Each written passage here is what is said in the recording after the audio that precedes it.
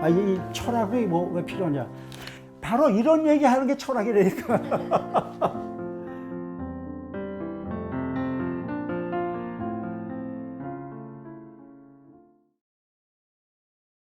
먼저 간단하게 자기소개 부탁드립니다. 나는 독일 트übingen 대학에서 신학을 했고, 프랑크푸르트 대학에서 철학과 교육학을 했고, 그리고 한국에 와서 한신대학교 기독교육학과에서 재직을 했습니다. 이준모입니다.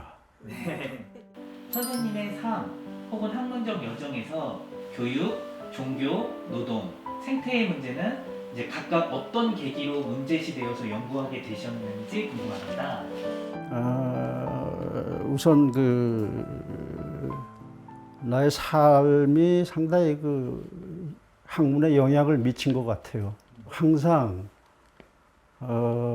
나의 마음과 생각을 사로잡고 떠나지 않은 것이 6.25 전쟁입니다. 우선 배고프다는 거. 6.25 때 다들 배고팠죠. 그러니까 이제 노동을 해야 됐습니다. 일을 해야 되는데 그 당시에 이 일이라는 게 상당히 아주 육체적으로 아주 고통스러운 그런 노동이었거든요. 이제 그래야 먹을 수 있으니까. 노동하면은 항상 나한테는 축복과 고통.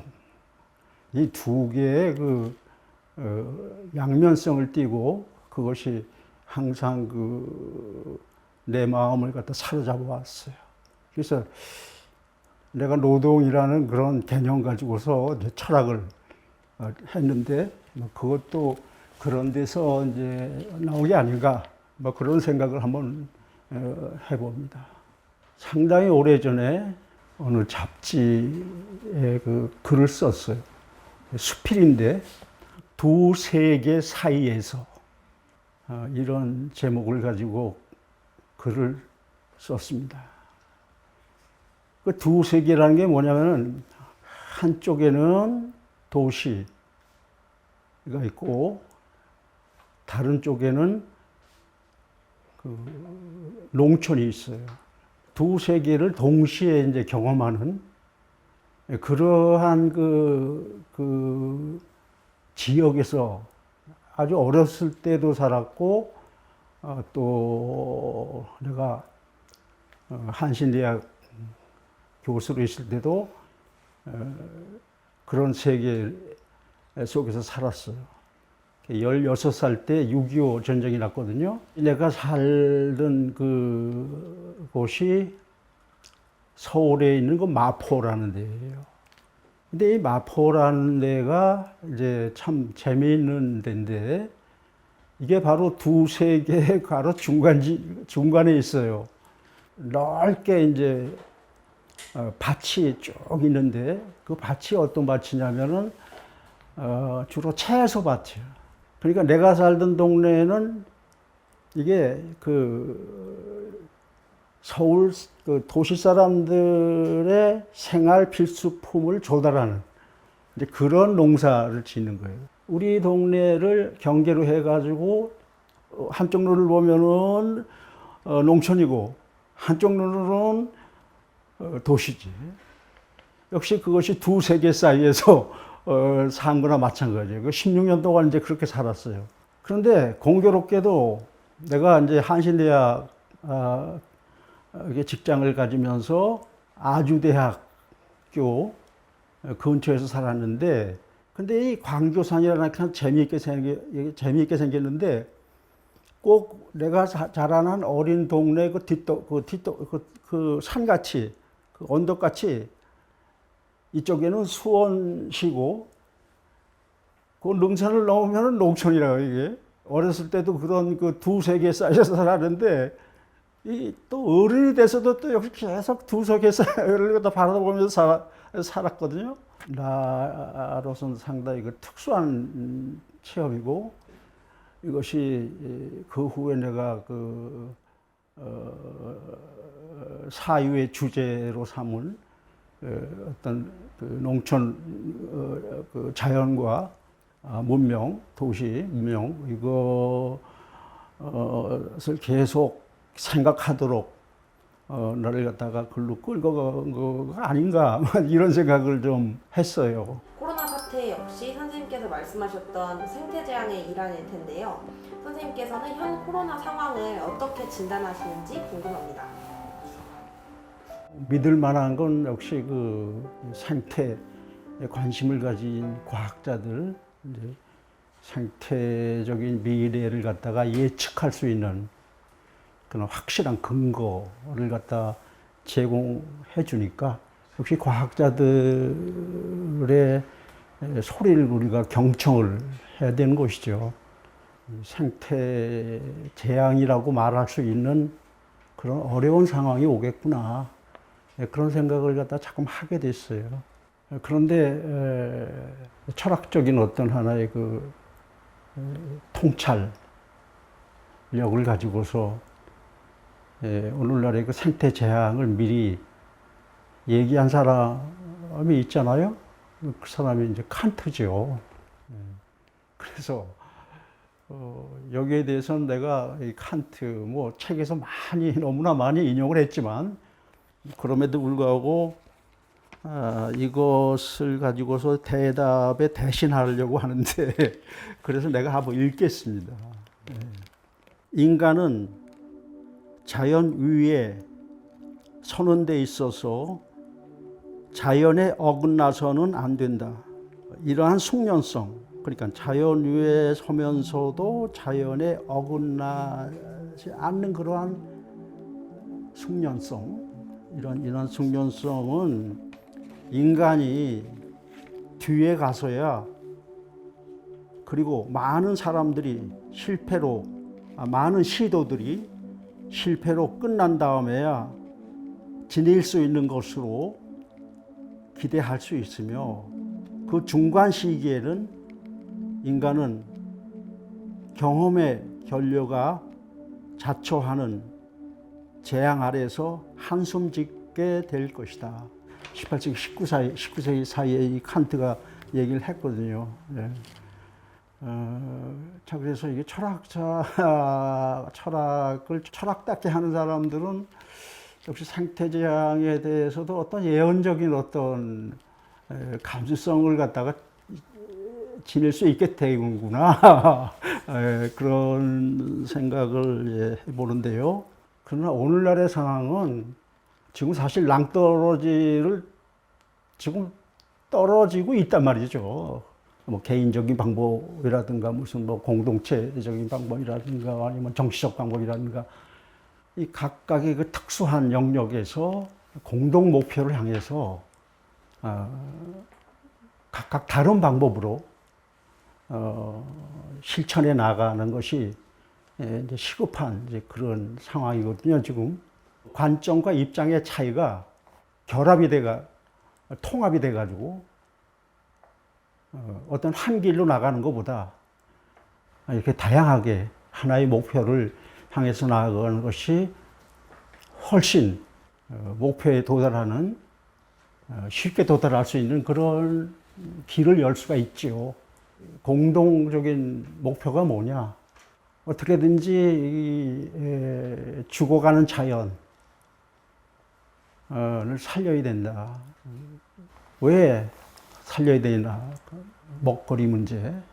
한마디로 말해서 노동의 가장 근원적인 형태, 그리고 자연이 그것을 우리에게 내어주고 우리가 그걸 갖다가 받아먹는 모든 노동의 출발점, 채집종 농사를 갖다가 복구시키는, 이제 그것이 공동 목표가 돼야 된다. 방법과 관점은 다르더라도 목표는 거기에 초점을 맞추고 나가야 된다. 그 생태 위기 문제에 대해서 어떤 사람들은 말씀하신 것처럼 정신적인 측면에 주목하는 사람도 있고 기술적인 측면에 주목하는 사람도 있습니다. 따라서 이 위기를 극복하는 방향에 대해서도 각자 다들 다르게 얘기를 하는데, 누구는 생태적 명성, 생태적 윤리의식 등을 고취하는 일을 강조하고, 어떤 사람들은 생태적 기술이나 사회 체제를 세우는 일이 더 중요하다고 말하는데요. 선생님께서는 이 두 입장에 대해서는 어떻게 생각하시는지 궁금합니다. 이 영성과 기술, 이것은 이제 서로 뗄 수가 없는 거거든요. 상공업 사회에서 기술이 발달했잖아요. 결국 그 기술이 무엇 때문에 필요하냐? 채집 시대의 기술이라는 게 뭐겠어요? 열매와 그런 곡식들을 찾아다니는 행위, 몸 동작, 걸어 다니는 거, 손을 내서 따는 거, 그게 노동이란 말이에요. 그러면 그 경우에 영성이라는 게 뭐냐? 열매를 따먹고 곡식을 까먹는 사람들이 자연에 대해서 어떤 마음을 가졌겠느냐? 노자는 그걸 황홀이라고 그랬어요. 황홀감. 예. 그리고 이제 칸트 같은 사람은 그거는 기쁨이다 그랬어요. 기쁨. 채집 시대 사람들은 그걸 따먹으면서 황홀감이었고 아주 기쁘고 만족스럽잖아요, 그죠? 근데 그게 영성이란 말이에요. 상공업 사회의 그 기술은 이제 기계 기술이죠. 내가 노동을 하는 게 아니고 기계가 노동하는 거예요. 몸으로 하는 게 아니고 중간에 다른 그 자연물을 갖다가 개입시켜서, 이 경우에 기계죠, 기계. 노동의 고통. 거기서부터 해방될 수 있는 거죠. 그러니까 그때 영성이라는 건 자유죠.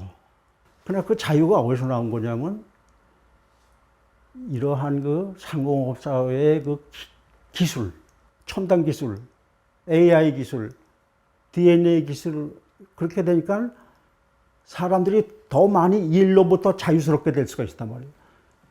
이 건설 현장에서 보더라도 크레인이 물건을 갖다 들어 올리잖아요.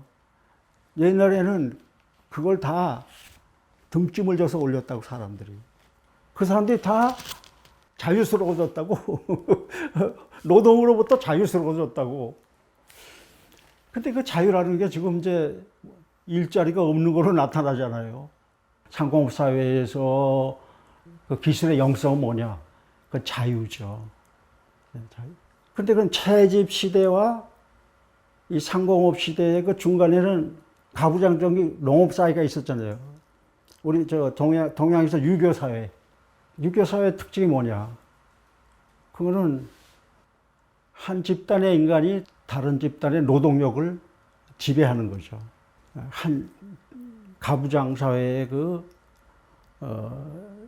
지배 계층이 농민들을 갖다가 지배하는 거죠. 그 지배를 지배라고 하지 않고 이거를 영성적으로 얘기하죠. 그 당시에 영성은 뭐냐? 섬김이죠. 섬긴다는 거예요. 그러니까 맹자도 이제 그런 얘기 했잖아요. 육체 노동하는 사람은 정신 노동하는 사람을 먹여 살려야 된다. 그거는 천하의 통칙이다. 그건 변하지 않는다. 세 단계로 나눠서 본다면 채집 시대의 기술, 그것이 주는 영성은 황홀이고, 농업 사회, 중세 사회, 거기에서는 섬긴 효도, 충효 사상 말하거든요. 그런 것이 이제 그 영성이란 말이에요. 그러나 이 상공업 사회, 그 기술 사회에서는 자유란 말이죠. 그러니까 이게 영성과 기술이라는 게 이게 떨어져 있는 게 아니에요. 이게 하나로 사실 붙어 있는 거거든요, 이게. 오늘날 이제 적지 않은 학자와 환경운동가들, 생태교육자들을 비롯해서 이제 언론에서도 숨지지 않게 생태위기의 문제에 대해서 여러 가지 논의를 하고 있습니다. 선생님께서는 생태 문제를 철학적으로 다루는 일이 어떤 점에서 중요하다고 보시는지요? 이 자연과학이 사실은 생태과학이거든요. 이 자연과학이라는 것이 사실은 기술과학이에요.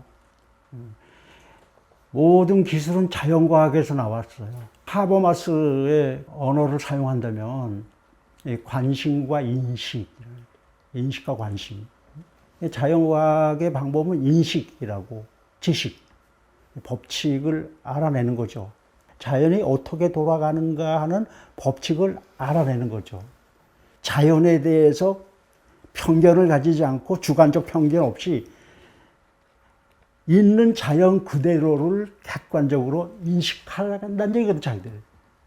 인식을 위해서만 인식하는 거.